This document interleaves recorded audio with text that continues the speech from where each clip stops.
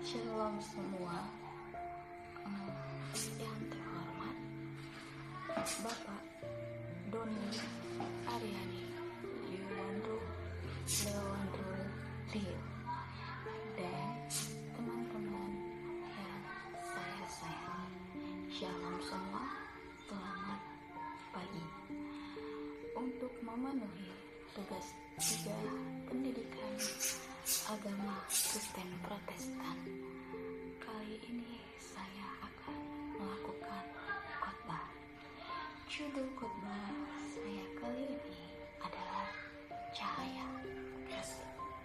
Seperti yang kita tahu, Allah menunjukkan kasih-Nya yang begitu besar kepada kita sebagai umat manusia.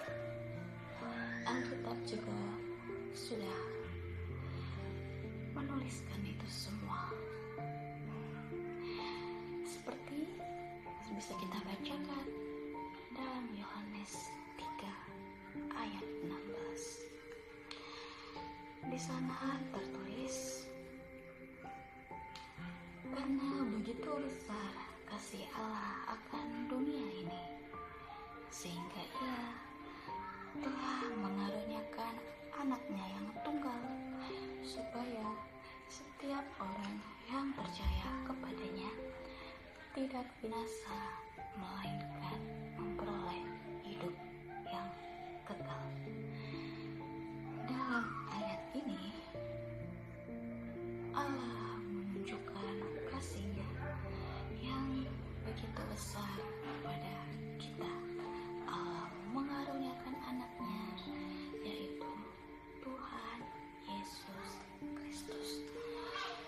Seperti yang kita tahu bahwa Tuhan Yesus datang ke dunia ini untuk menyelamatkan manusia. Dia mati di kayu salib, dan Dia mati di kayu salib sebagai penebus dosa manusia. Dia menyelamatkan manusia agar kita tidak binasa, melainkan memperoleh hidup yang kekal di surga.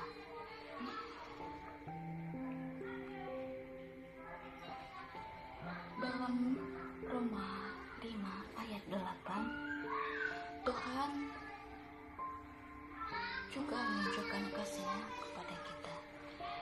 Dapat kita bacakan Roma 5 ayat 8, tertulis, akan tetapi Allah menunjukkan kasih-Nya kepada kita oleh karena Kristus telah mati untuk kita ketika kita masih berdosa. Ayat ini menekankan bahwa Allah tidak bergantung pada kebaikan atau kesempurnaan manusia, melainkan pada kasih-Nya yang tak terbatas itu dan pengorbanannya Yesus Kristus untuk menyelamatkan manusia, bahkan ketika manusia masih berdosa. Allah menunjukkan kasih-Nya yang begitu besar. Di sini dapat kita melihat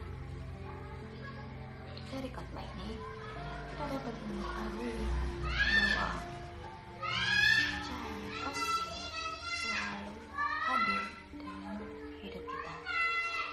Ketika kita menerima Yesus sebagai juru selamat kita akan mengalami cahaya kasih yang menerangi kehidupan kita dan memberi kita harapan serta kekuatan. Ayat ini juga mengajarkan tanggung jawab kita sebagai umat manusia, sebagai pembawa cahaya kasih. Kita dipanggil untuk menunjukkan kasih dan belas kasihan kepada orang. Wah, kasih Allah begitu besar untuk kita ya.